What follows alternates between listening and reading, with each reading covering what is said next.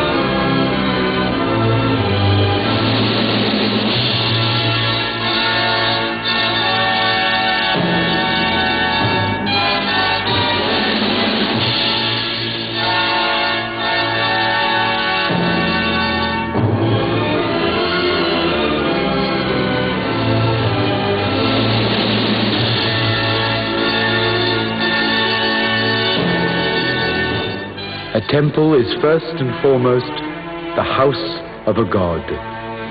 Amun means the hidden, invisible god. He is endowed with absolute perfect human features, and he sometimes takes the semblance of Min, the god of virility. Whereas the living dwell in brick houses, the house of God is a stone building. The Egyptian temple is a symbolic image of a world molded out of chaos by a god.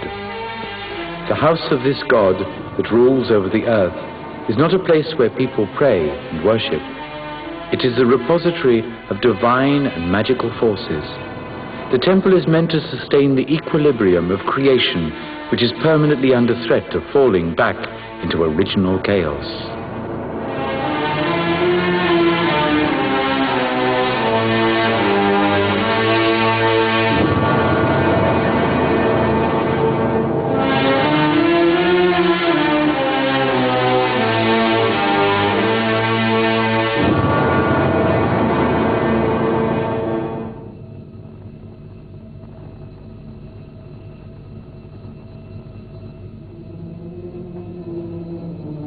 "3,200 years ago, Seti I ordered the edification of the hypostyle hall.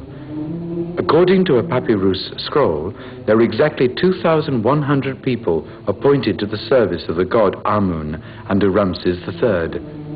The servants were divided into 125 different categories and were in charge of a livestock of about 500,000 heads, 403 gardens, 20,000 square meters of cultivated land, 83 ships and 65 villages, all belonging to the god's estate. The metropolis of Karnak was a workshop. Work never ceased on these premises, be it day or night.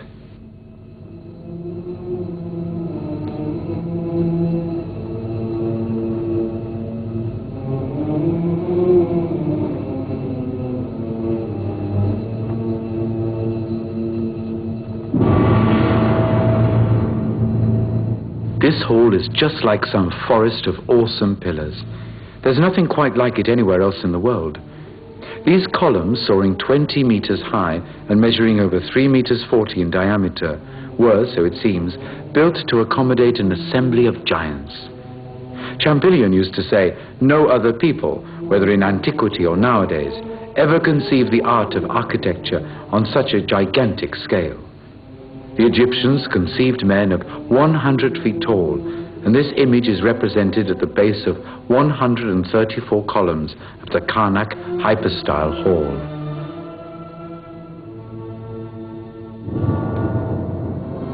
Viewed from above, the hypostyle hall appears clearly as the ancestor of the nave of a medieval cathedral.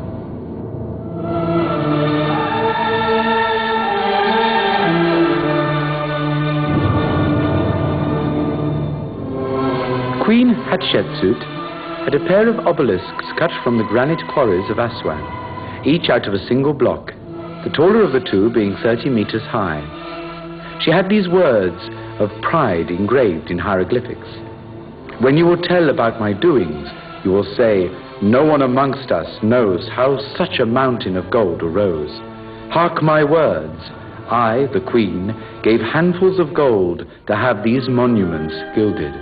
For I know that Karnak is the boundary between heaven and earth.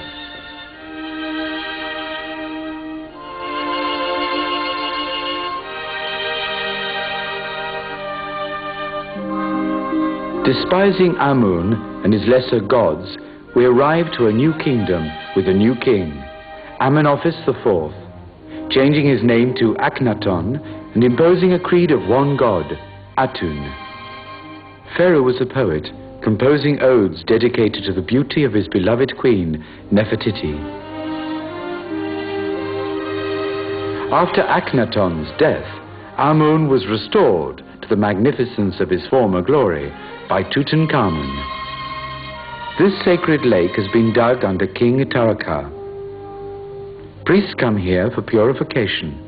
During high festivals, idols will be launched on the waters aboard consecrated ships.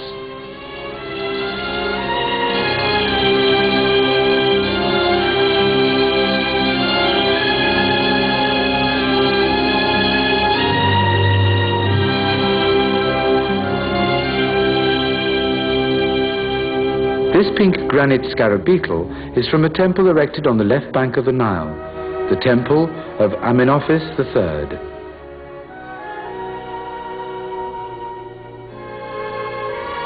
These walls tell about the great journey that turns the yearly flood into a sacred event. During the month of July, the god Amun, the goddess Mount, and their son Khonsu take a trip to Luxor for the New Year's Day.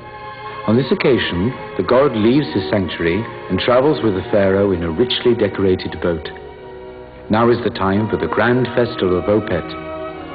The god will resume his brief and radiant journey aboard the divine ship towards his southern harem, sailing downriver on his way to Luxor.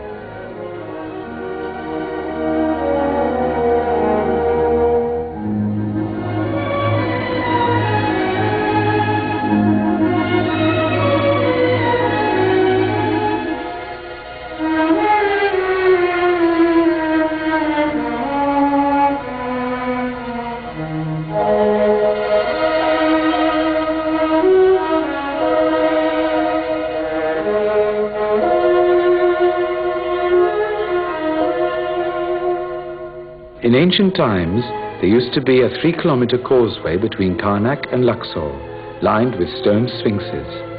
The temple of Luxor itself being the New Year's Day chapel of Karnak.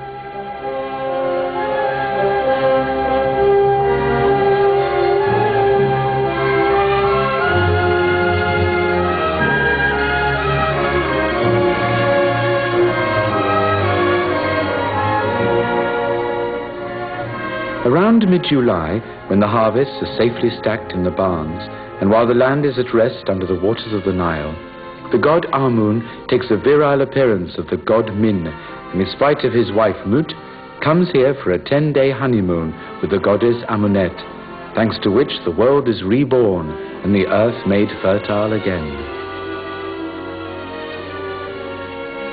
There were 2 obelisks in Luxor. One was taken to Paris over 150 years ago. The other stayed, still looking very new, with its engravings clear and well cut.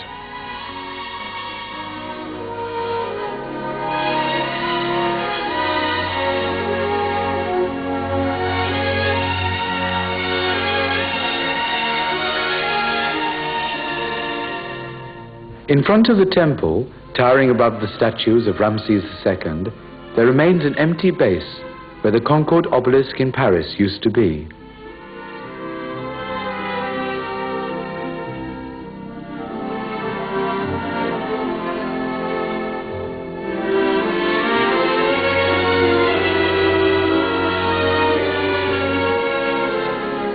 Let us give recognition to the gigantic statues of Ramses II. Now we are entering the temple. There, in the back and bathed in light, we see the pillars of another hypostyle hall, that which Akhenaton wished to erect and never completed. All the great builders of antiquity, Ramses being the closest to us in time, Amenophis III, Akhenaton, Tutankhamun, then Alexander the Great, have all in turn transformed and enlarged the temple of Luxor, ordering more figures to be carved.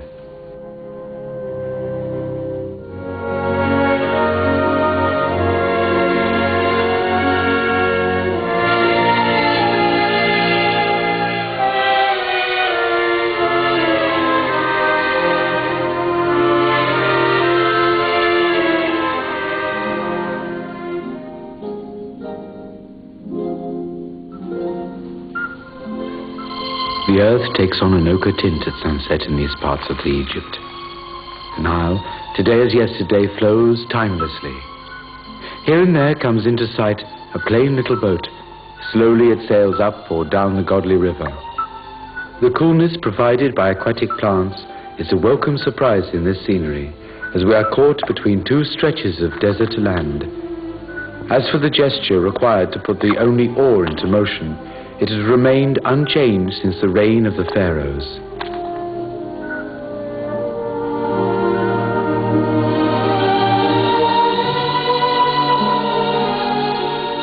Every evening, the fiery orb sinks behind the western mountains. Legends on this side of the river are all related to death and to the journey through darkness.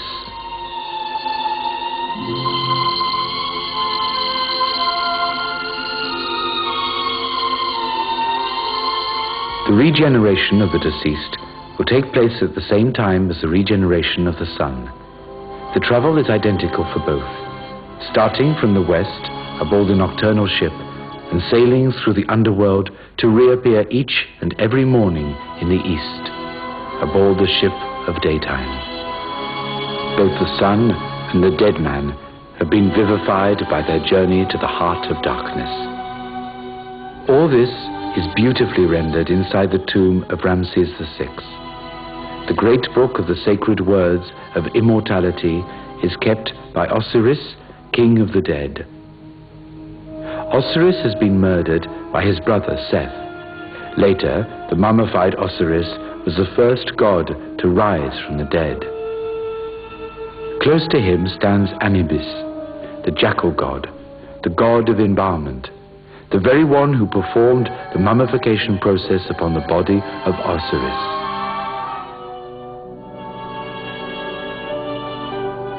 Sheltered by the natural pyramid that dominates the Valley of the Kings, 58 pharaohs are here lying in their graves. They range from the 18th dynasty to the 20th dynasty. The whole life story of Seti I, whose mummified face remains beautifully preserved, is related inside his grave, which is a real symphony of colors. The stone steps lead us a long way underground to the funeral chamber. There, once the last of the living have left, a whole world depicted on the walls comes to life.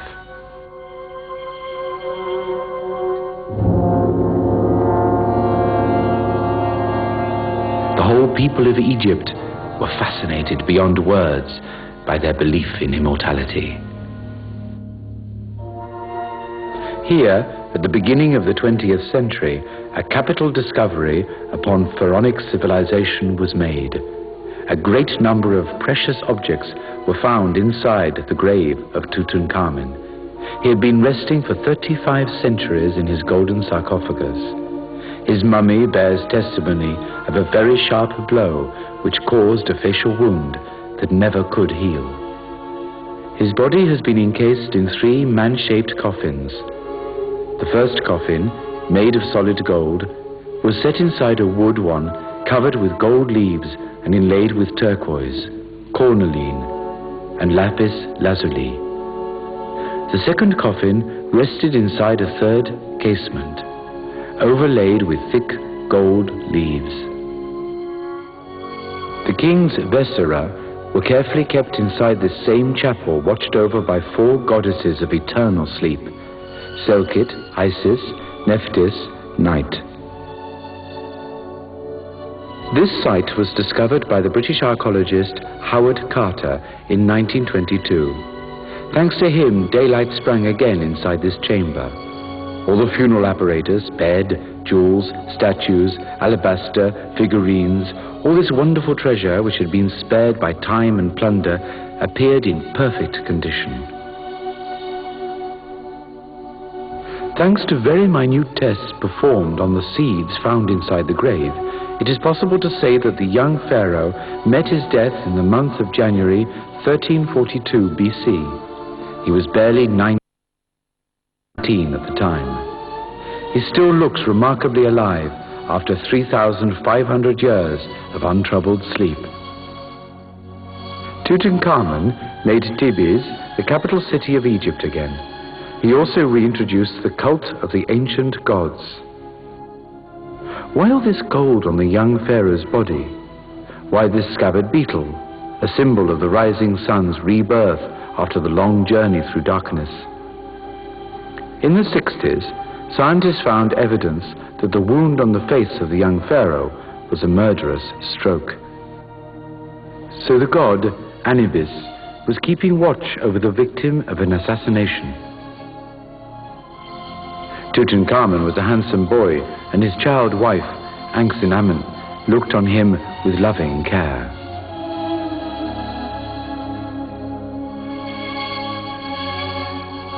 While the gentle lioness of the desert weep, from the very heart of the Valley of the Kings, his frail face will stare at the living with its stone eyes till the end of time.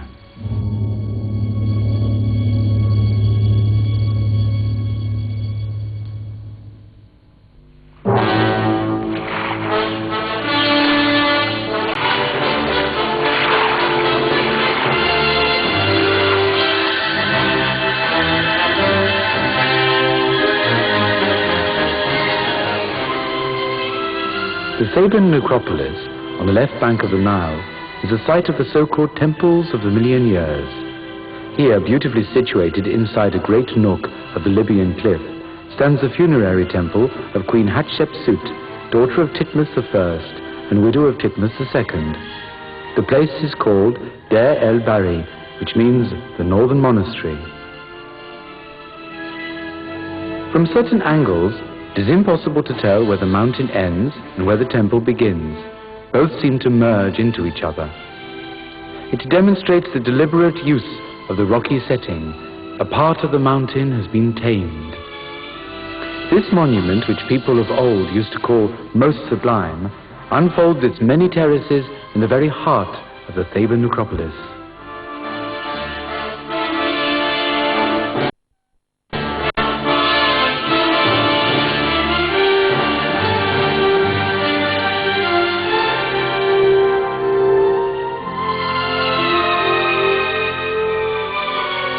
On the walls, the great queen's sculptures have recounted in a long and coloured fresco the various events of the expedition into the country of Punt, today's Somalia. It had not been a military adventure, but merely a peaceful expedition.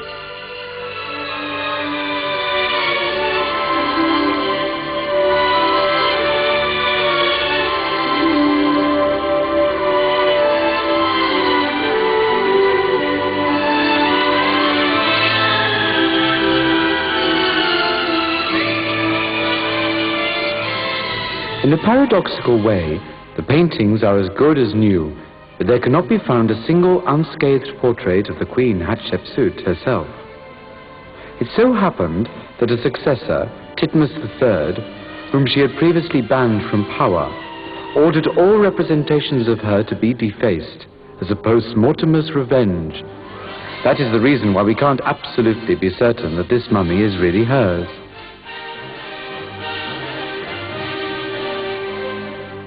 The wise Queen Hatshepsut reigned for 22 years. She was a great monarch, and going along with her people's wishes, she had called herself a man and pretended to be king.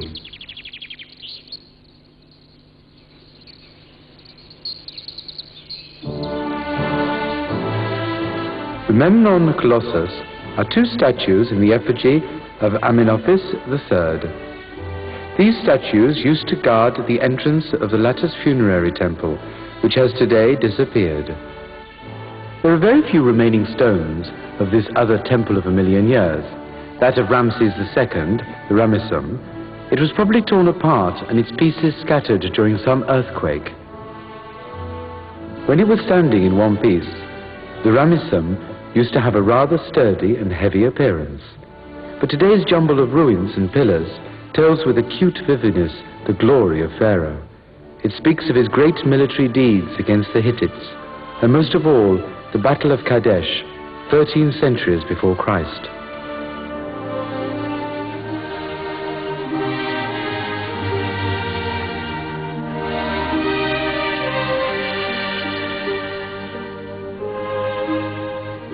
Today, the mummified Pharaoh is in such a perfect state that it nearly turns his life and deeds into contemporary history. A little way from Ramses II's funerary temple in Medinet Abu, Pharaoh Ramses III, who founded the 20th dynasty, had his own royal palace and funerary temple erected. All the important apartments of the main floor can be identified inside the royal temple. The audience room, when the foundations of the steps leading to the throne can be seen, the bathroom, and other facilities. The funerary temple is like a gigantic book, illustrated and carved in stone in a very vivid and often cruel way, quite in contrast with the usual serenity of Egyptian art. Ramses III is the ultimate Ramesside, who will fight to safeguard the independence of the Egyptian kingdom against foreign intruders. This is why war is represented here in a very realistic manner. The sad fate of the enemies of Egypt is depicted so that none shall ignore in future times that they met a bloody death. Corpses are stacked in heaps. As for the survivors, they are led into captivity, and the king Ramses III is branding their chief with a hot iron. In fact, this is the end of a blessed time, for Egypt is going to sink into dependence for thousands of years to come. Persian, Greek, Roman armies will invade the country in turns. This makes the temple of Medinet Abu the last of the great monuments of a purely Egyptian period.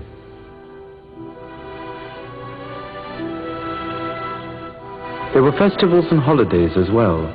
The representations of the god Amun's journey from Karnak to Medinet Abu, or the pharaoh wearing his blue crown and hunting a wild bull, all scenes are depicted with great vivacity. Here is Pharaoh in the heat of a wild pursuit. He is standing on the prow of his light cart, wielding his bow and aiming his spear at a desperate animal whose great body is collapsing in the reeds. The lightly colored stone of Medinet Abu, upon which light and shadow are playing with extreme gentleness, bears an inscription on one of its engravings, the word Kermet. Kermet used to be the name by which the Egyptian people named their own land. Now we're inside the Valley of the Queens, the southern part of the Theban necropolis. It used to be called the Place of Beauty, where the wives and daughters of the kings would be buried as well as the young princes of the Ramessides of royal blood. Inside the grave of Hamin-er-Kopchef, son of Ramses III, a small fetus is laid. These tiny skeletons found in the royal tomb could be symbols of resurrection. Between Aswan and the Sudanian border stretches the land of Egyptian Nubia, whose sons have preserved the temples of Abu Simbel. 200 years ago, the great temple of Ramses II was discovered by chance. In 1964, the whole architectural structure was cut into blocks and rebuilt 64 meters higher, just before ancient Nubia was flooded forever.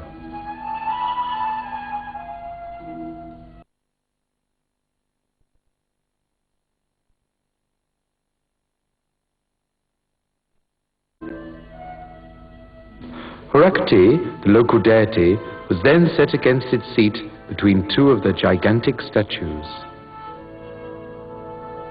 All the splendors of Abu Simbel shows the imprint of the great Ramses. Whereas his forefathers had been building temples high as mountains, Ramses cut into mountains to model them in the shape of his own image. Towering 25 meters above ground, the four-faced king is gazing forever at its southern border, where the Nile flows out of the blue into the kingdom of the crowned deities. To enter the temple, one has to walk along a hall with pillars supporting statues of King Ramses II, in the guise of Osiris, arms folded across the chest, holding the scepter and the whip. Twice a year, the sun darts to the very heart of the sanctuary like a silver sword arousing slumbering deities.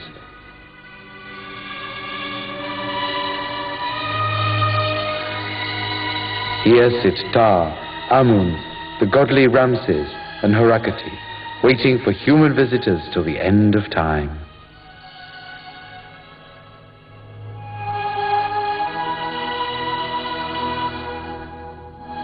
The face of the king shows that kind of knowledge that belongs solely to the gods.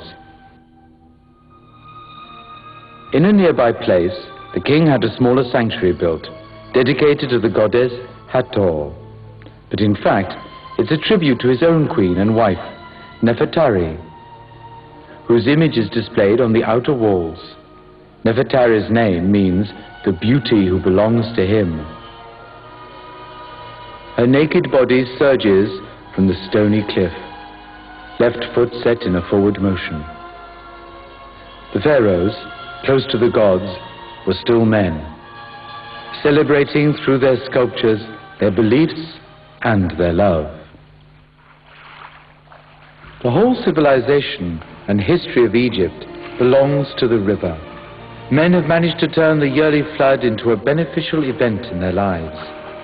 The Egyptian people knew from the start that their lives depended on the river, so they measured with great exactitude the rhythms of the godly flow. The first day of the flood marked the beginning of a new year. 1 year was divided into 3 seasons of 4 months each of 30 days.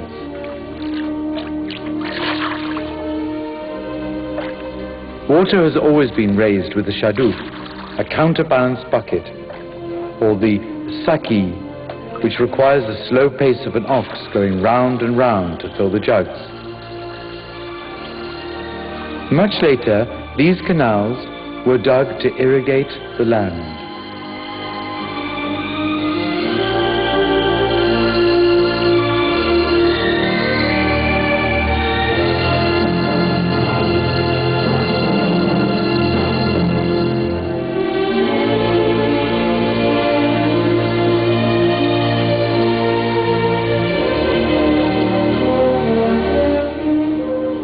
The Theban necropolis is still holding back some of its secrets. In a narrow vale south of the Valley of the Kings lies Deir el-Medinet, a dead city where painters and carvers used to live. These workers used to decorate rolled tombs. These men would, in their spare time, build and decorate their own graves with an entrance in a pyramidal form. These creators, as Sennagen, unbridled their imaginations by reinterpreting for themselves the themes they worked on when on duty. They made a very free and personal use of the sacred rules they applied elsewhere. With colorful mastery, they recreated during the New Kingdom scenes of daily life tinged with the zest of humor.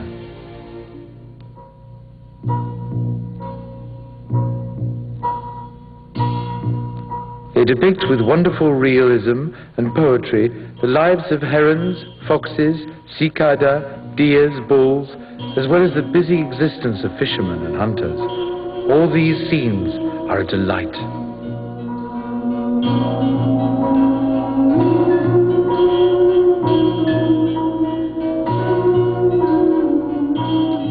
Egyptian painting is the richest and most valuable body of paintings that antiquity has bequeathed on us.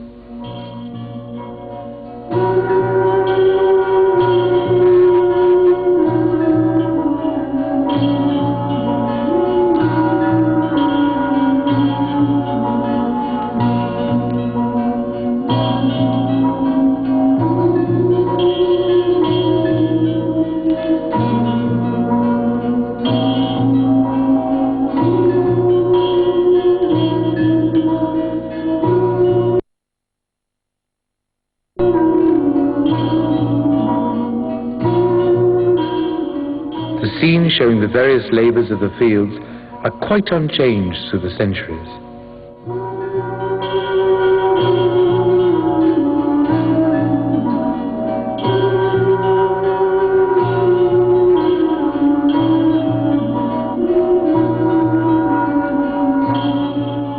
It is a pleasure to realize that women are central in this celebration of life.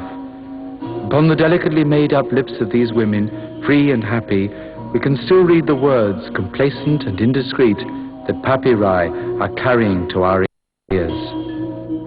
I am your first sister. You are the garden I have sworn with flowers and balsam trees.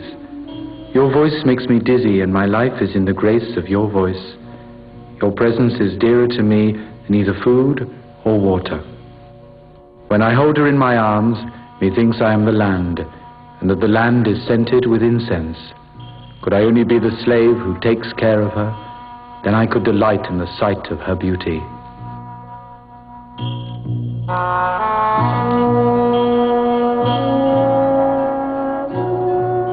A queen among living women, Nefertari gives us the impression that she is still inside her grave. Her grave is an explosion of bright colors at the very heart of the Valley of the Queens.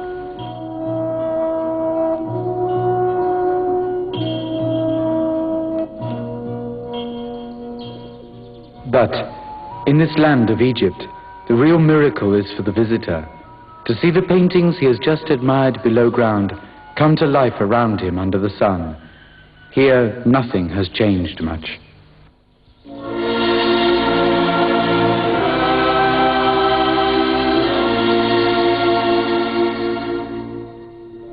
The Ptolemies are the new kings who have come from Greece. They have worshipped the ancient gods of Egypt. They have dedicated new temples to their glory. The temple of Horus in Edfu, a traditional Egyptian building, was built by these Greek sovereigns. Here we can see the facade of the great hypostyle hall, showing interconnected columns in the middle and bearing the Edfu triad.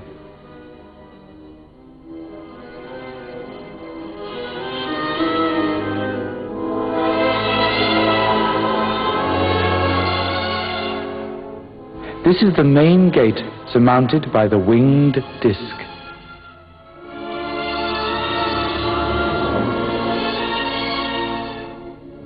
The whole building still seems to be teeming with life under the severe gaze of Horus, keeping an everlasting watch.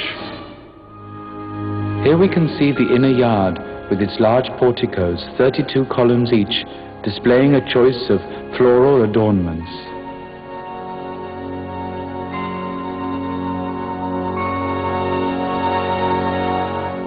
Now is the very heart of the shrine, the naos, topped by a small pyramid. It used to shelter the statue of the Godhead, which would sometimes be carried around in this light rowing boat. Along these galleries, warding off oblivion under the clear sky, every single episode of the Victory Festivals have been represented like some magnificent picture book. Among other great festivals celebrated in Edfu, the annual selection of a new falcon stood in pride of place. This bird was supposed to incarnate the god Horus, and give evidence to the renewal of the God's sovereignty.